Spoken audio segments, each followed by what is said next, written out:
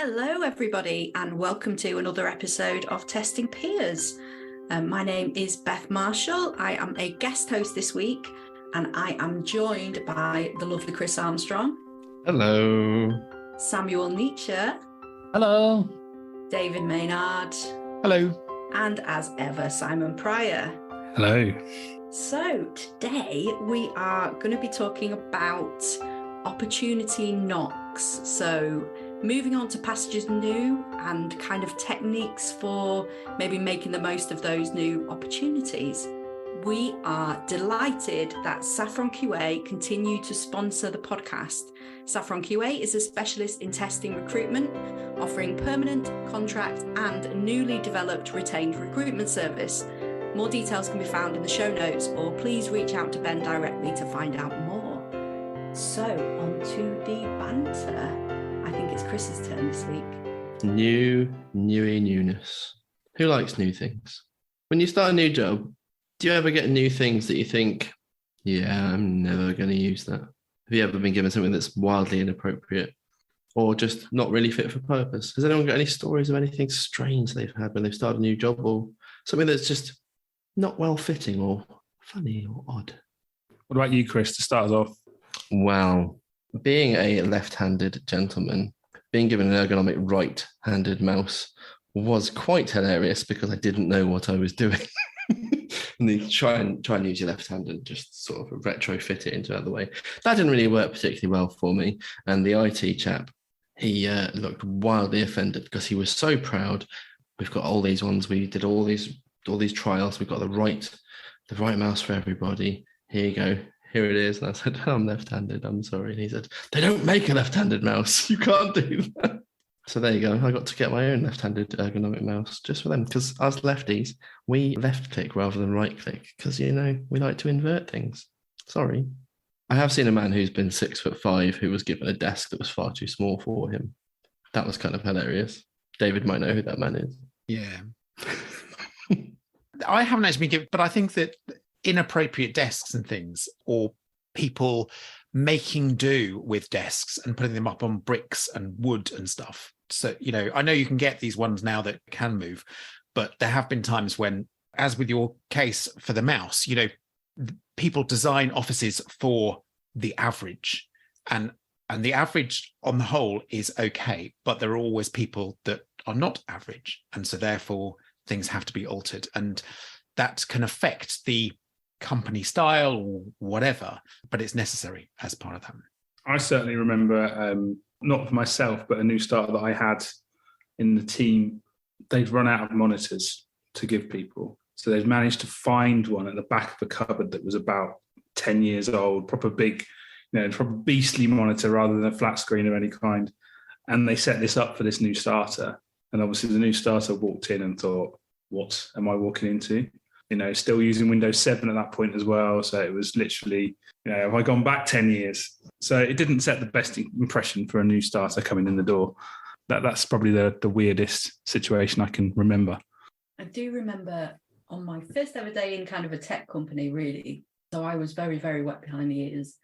And I remember being very surprised, but actually very positively surprised when I saw my boss, big boss, the kind of head of the whole company, who discovered that my desk was so dirty that until I was allowed to sit down at this desk, he had to clean it.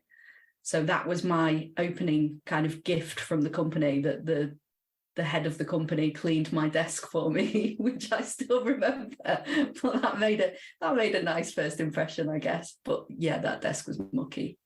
Yeah, seems I don't have any funny starting stories, which might be because I only started 2 times so far, even in 20 years of being employed.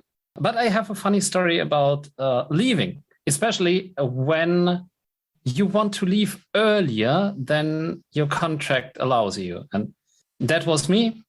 And I had some health issues, struggled with burnout, and even asked, can we please just get rid of that contract earlier? And they refused. And what I then did was I decided to show up at work in Sith robes every day. And suddenly something happened. It was no problem for me to work from home for the rest of my time.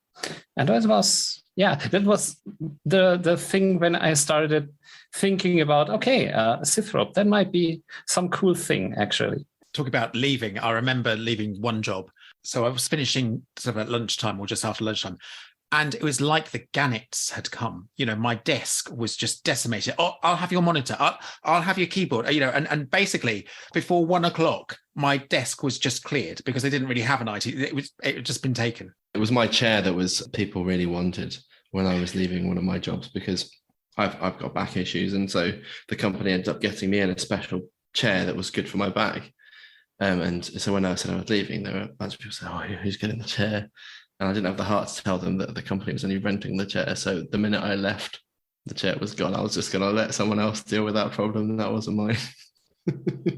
Well, there we go. We've gone around. We've talked about those things. Jolly good. So opportunity knocks. Let's talk about leaving work and starting new work and all the little tidbits that go on there.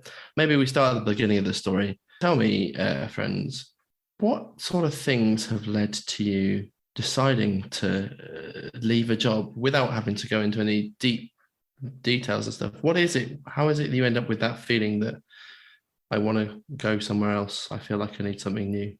For me, when I left one job, it was basically, I felt undervalued. I remember I've been working there for quite a long time. They'd had a reorganization and I didn't actually get moved. I was working on a regression rig and basically it was just pushing buttons and just watching all the things go through.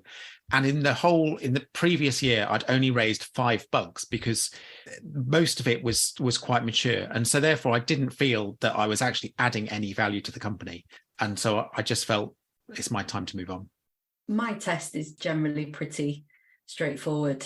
If I'm reaching a point where I'm having more bad days than good days in my job, that's my cue for me to find something else. If there are ups and downs in every job, and there's going to be days that you don't like what you're doing, or things that don't make you particularly excited to come into work, and that's completely fine.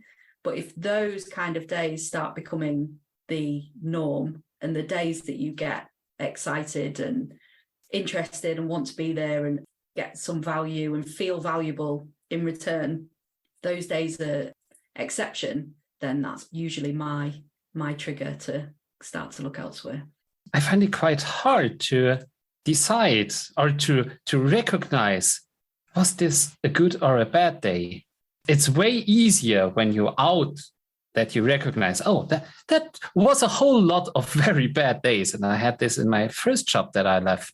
But it took forever for me to realize, oh, I'm actually having a lot of very, very bad days, and my health is affected by that. So this time, I think I'm better than last time, which is good.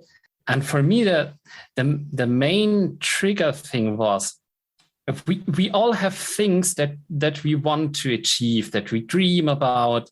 And I realized that if I stay with this company, this will not happen. I might be able to find joy and excitement and fulfillment in the role where I am. But the things I really strive for, that will probably not happen due to a couple of circumstances. And this time I was cleverer than the time before. And I said, okay, maybe after this realization, it's good to look for something else. I can resonate with what Sam's just said and also what Beth said as well. So the first time I left jobs, I've only left 2 jobs. First time I left a job, it really was change of leadership, meant change of style and the way the team was perceived. I spent some time creating my values and then realized that my values were conflicting with the way the business was running. So I made the decision on the back of the very early days of the Testing Peers Slack or WhatsApp group and having the conversations with the guys saying, this doesn't feel right. And they're like, no, this doesn't sound right. You should get out. So I blame them, but it was the right decision to leave. Unfortunately, it was out of the frying pan into the fire. And the environment I joined was not the best environment in the world. And then I had the conflicting feeling of, but I've only been in the job 6 months. I've been in the job 7 months. So I really can't leave yet. It doesn't look good on the CV, et cetera, as well as feeling my mental health's going down the toilet. I need to do something. So toxic environments, change of leadership, conflicting with values. They were both consistent in some ways. The two roles that I left. I think for me, more than anything else, it's been a feeling of frustration or hindrance that sort of bubbled up. No two places have been the same, but you feel like I'm an optimistic person. I like to sort of see the good in things and good in people, and I like to see opportunities and to go, oh, this is a great chance to do something great here, and I want to see positive change wherever I'm working, whatever I'm doing. But it's when you get to that sort of level where people just go, it's always been like this, or it is what it is, or sort of a shrug of shoulders and just say, maybe things will get better, but and I'm just I'm not going to just down tools and just go, right, well, they've said that I can't do anything, so I can't do anything. It's kind of like a process of, oh, I'm frustrated, I need to do something about it. Try and do something about it. Talk to people. Try to understand things that I've missed. Try and understand why these things don't work, and then try to do something about it. And then, if I can't do anything about it, at least in leaving, I'm not regretting not having tried to do something about it. I think the worst thing is to just have given up without giving something a go. I want to give something a go, but that could be 1 week. That could be 8 months. We've got our own sort of internal barometers for these things. But I can remember having a conversation with a friend, and they just said, how many times have we had this same conversation this year? I think it's 2 or 3 times a week. Just a slow nod, and you're like, oh, okay. I mean, that's a difficult thing in itself. Compare it to past relationships where I've been having those same kind of conversations with my friends, and they're going, you just need to do something about it. You can't hear it. And you can't hear it sometimes when friends are saying to you, you need to get out of that job. Sometimes it takes you to have the guts to make that call yourself. It's hard sometimes when you hear it from others that they would leave if they were in that situation. Yeah, but you're not the one that's stood here. It's difficult. I don't know what to do. You've got conflicting feelings. It's hard. It's a challenge. I think sometimes you need to take into account that sometimes the opportunity is taken out of your hands and that you are made redundant as part of it. Yeah. And so actually, it may not necessarily be you wanting to leave. It's the fact that the company no longer have a space for you. And so therefore, that's a different set of emotions that you go through. So we've all talked about negative reasons for leaving. Has anyone actually been in a position where they've just been offered something that's so much better than where you are currently, and actually you can't turn it down? And actually you don't hate the place you are currently, but this just sounds better? I haven't, no. Interesting, because the LinkedIn world will tell you that's how everyone gets their jobs now. The thing is really, even if, and now that I think about it, other people might have felt it that way, that they got an opportunity and they wouldn't have turned it down. But that's not how I function, because as long as I'm fine where I am, I will stay, because what I really love is to see progress. So I really like to make things better and to see how things get better over time. And most change needs time. And therefore, this phenomenal opportunity doesn't really work for me. And that's also why it resonated so much what Chris said with the frustration piling up. If you see things are not gonna change no matter what I'm doing, or I don't have the energy anymore to push it constantly. Yeah, maybe I'm just different and I can't see these kind of opportunities that Simon mentioned. There is a thing though, isn't there, where you're happily employed and your LinkedIn doesn't shut up. It's that, oh, you're interested. Oh, you're interested in these things. And there's, my old brain used to be like, oh no, I'm not looking for anything at the moment, but thank you, sort of thing. And then I spoke to Shay Crumpton, that good friend of ours, and he's like, well, that could be the next greatest opportunity. What is the harm in a conversation? He said, don't ever be unavailable. Find out what they've got. Find out why they're even interested in you. Because sometimes people are just trying to hit a quota and it means nothing. But maybe they've genuinely seen you. They really know you. They actually think you might be the perfect fit for a role. and you would never have considered it. You certainly wouldn't have applied for that role. But maybe that's the next best thing. And a conversation doesn't hurt anybody to find out these things. And I think, that was a great bit of wisdom from Shay. I think that is wisdom. However, partly, we discussed it before, my inner turmoil of perhaps they've chosen the wrong person. They've made a mistake. Have they actually seen my CV? They don't know me. And that manifests itself into sort of very negative thoughts. Is the grass always greener? I know I've got my issues here, but I know them. I can cope with them to a certain extent. So is it worth the change? It's an important factor as to what is it that will make us jump? What is it that allows us that freedom to go, yes, that is the opportunity for me? I think the other thing that's quite clear is half of the opportunities that come around, they'll quote that they've seen your LinkedIn page or they've seen your CV or they've heard this, whatever. They don't know you, not unless they've got experience of someone that's worked with you within their ranks or someone's recommended you that works there. So it sometimes is quite easy to be blown away by the praise. And actually, once you get into the interview process, you're just another number in the interview process. You're not treated as the special one because they think you're the one that they need to hire. You're just another person that they've buttered up to get into the process. It is a challenge and it is a difficult one to work through. See, this is where I would partly disagree with you, Simon, because disagreement, that never happens on this podcast. Conflict. That's not allowed. Only partly.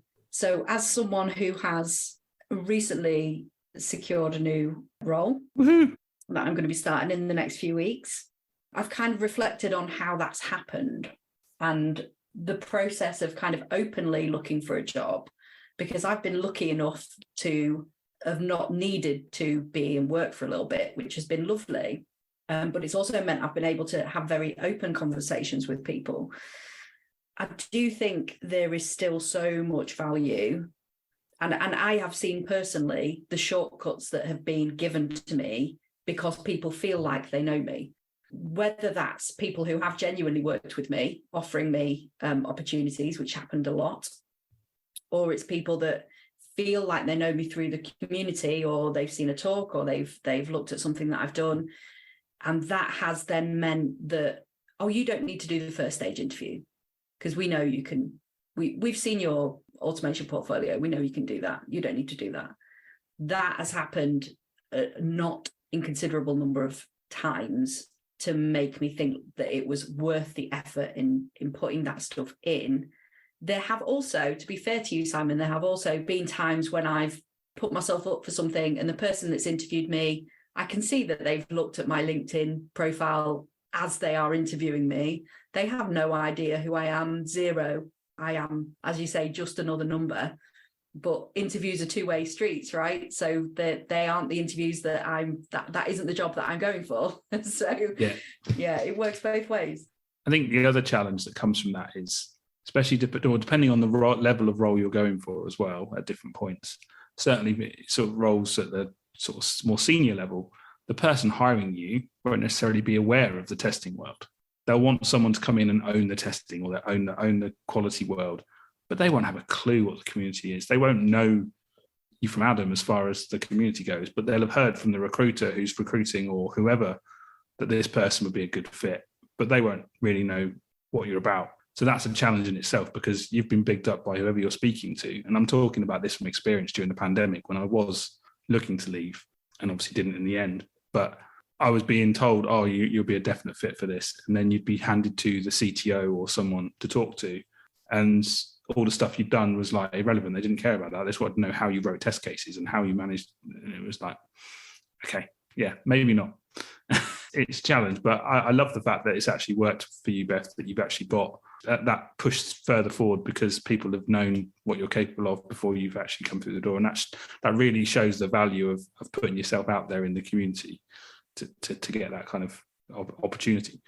I think community is such a great gift when it comes to even finding the courage of leaving. And I don't know who said it, but sometimes we need external evaluation to even see, oh, I'm having a lot of bad days here, or, oh, this is a job I would have left long ago. And I remember in my first job that I was struggling a lot because I thought, when I leave here, will I ever find another job? Because the environment convinced me of that oh, this is really the only place where you can exist. And I'm absolutely sure that this will not happen anymore again. Not because I'm ultra clever, but because I'm now connected to a community and I have a couple of close friends that can externally evaluate me and my situation and the things that come up. And that's such a great gift to have. You're very, very correct. The community, I swear, no matter how much you put in, the community will give you much, much more back. But yeah, I've been in those situations where I've worked in companies where like we're so unique. People leave and the grass is not greener. I've had people leave and they phone me 3 months later. They've left for the big bucks. They've left the opportunities. They come crawling back. Do you know, all that kind of did to me, mind you, made me a little bit more stubborn. Not to want to. I'm like, but those things aren't going to just change that have made me want to leave. Let's not forget. And actually, the questions I had in the next interview helped me to sort of reinforce that as I was leaving, because actually it was like, oh yeah, no, that is why I'm leaving. Yes, there's good opportunities elsewhere, but yes, opportunities in other places may not work out, but there is a reason to still leave. Mental health, work-life balance, frustrations, progression, all these things that can get in your way. And you know, I don't actually like change. For someone that seems to change their jobs quite often, I'm not a big fan of change in terms of overhauling everything that's going to affect my life and my family. I don't like those things, but I love meeting new people. I love opportunity to do new and exciting things. And I guess that's opportunity risk, right? Just sort of, you take a chance because it might be something great. And I guess the more you do that, the more you might be a little bit more comfortable with it. So another thing I was thinking of is, for those people that are planning to or going to start new jobs, what are you actually looking forward to or hoping to get out of your first few days? Or what are you nervous about starting in those new jobs? This is a spectacular question. One that's very prescient for me, so much so that this week I had a coaching session with a wonderful coach called Clem Pickering. And that was really the top and tail of this whole coaching session.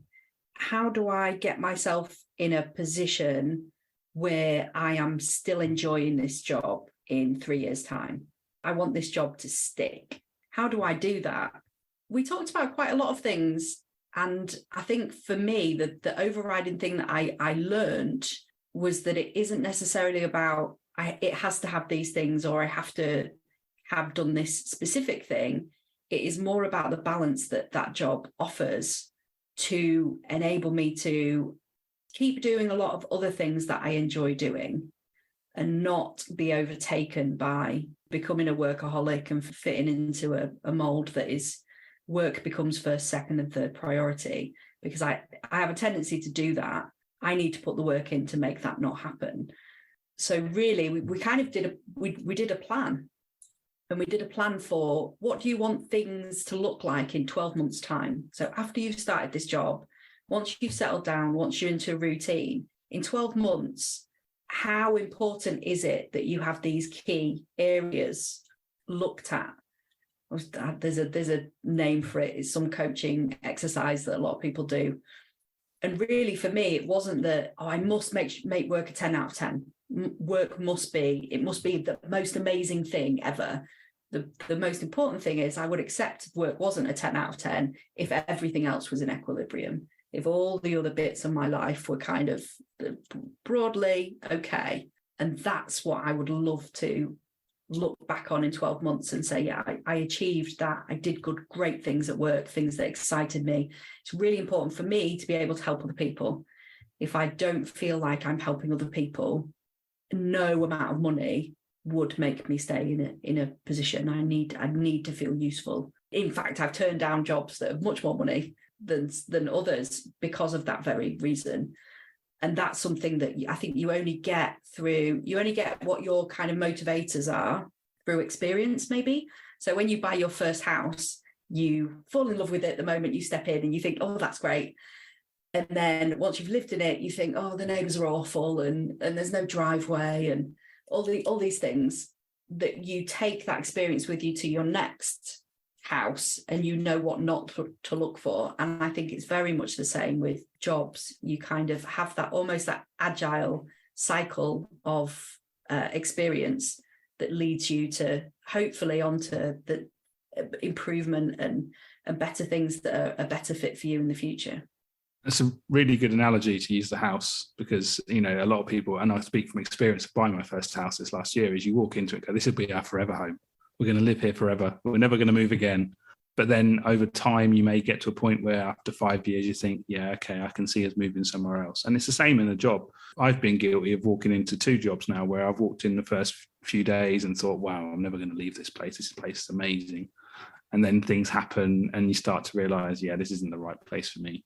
It does take time to start knowing where your boundaries are, where your lines are, how you assess things. And I love what the coach has suggested you do in those 12 months. But, you know, I think I'd find that quite hard to be able to look back and see whether it's met that point. I think it's really good. I do like that, the fact that you're forward thinking. And actually, often when we take on new positions, it's a bit like making New Year's resolutions. You are so sort of engrossed in it, you know, and I want to achieve this, this, and this, and they're all measurable and smart, and, you know, we'll do it in a year. Whereas actually, we still have to live, and so actually, the actual life, what you're actually letting yourself in for is challenges. That might be why you're looking for a new job, but actually, are those challenges overtaking the benefits of why you took that over? And as you said, you know, some people go for the money, but that may come with a whole load of new responsibilities that really stretch you and are using your cognitive load so much that you just can't function within the family. And so is that actually a benefit? Possibly not. So therefore, actually having that plan of what good looks like in your work-life balance, I think is a really good thing, rather than those short objectives that you get within the job role. It's funny what Beth also said, that you iterate, because I think I'm looking forward mostly to the things I'm now most frustrated with, because my belief is they will be different. And maybe there will be different things that I become frustrated with over time. But at the moment, that's one of my main things that I'm looking forward, that several things that I'm really fed up with, they will at least be different.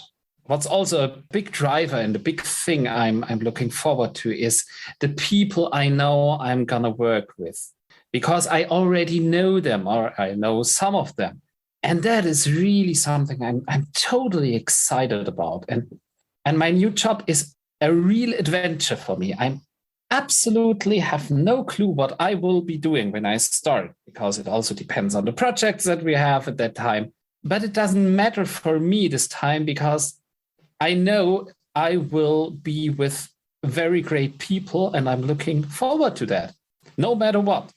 I resonate with that a lot. I was one recruiter just kept on yabbering on about tech stack and how fabulous all the new tools they were using were. And I said, much to your point, I don't care about the tech stack.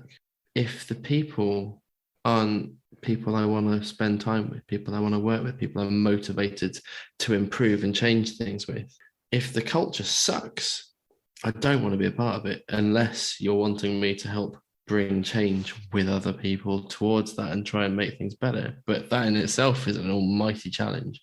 Yeah, if you're not trying to improve things as a group, if you're not motivated by trying to help people, then I don't think I really want a part of that. Software development is so social. And I think if you don't have that social element, if you don't get on with, have moments with folks that you work with, that you can enjoy the human element of the work, not just the challenges and the technical pieces that we get to work on. I don't think, even if I could be working with the coolest technology in the world, if the people I work with, I didn't see eye to eye, we didn't appreciate each other, there wasn't that sort of vibe, I don't think I'd be happy for all the money in the world, much as all the money in the world would be very welcome. Yeah, I think you're right. It's definitely, for me, it's definitely people over tech when it comes to interviews. It doesn't have to be, all singing, all dancing, the most modern tech. If the people are right, then the tech is the byproduct in a lot of ways, because you've got a great team that are building it together. We could get onto a different conversation here about the tangents of recruiters and the topics they try and push you to try and coerce you into applying for roles, and the super tech stack is always one of them. So is free fruit in the offices, but we won't go down that rabbit hole today. But this has been a really good discussion. Hopefully you found some tips that you'll be able to take away and look at when you're looking at new opportunities. Good luck to everyone out there who is starting new roles in the near future. And thank you everyone for your conversation today. Thank you particularly to Sam and Beth for joining us. Thank you for Saffron QA, continuing to sponsor us. If you want to get in touch, then please check out Testing Peers on any of the socials, or testingpeers.com, or contact us at testingpeers.com. We'll get you in touch with us as well. But for now, thank you very much for listening, and we'll speak to you all again soon. For now, it's goodbye from the Testing Peers. Goodbye.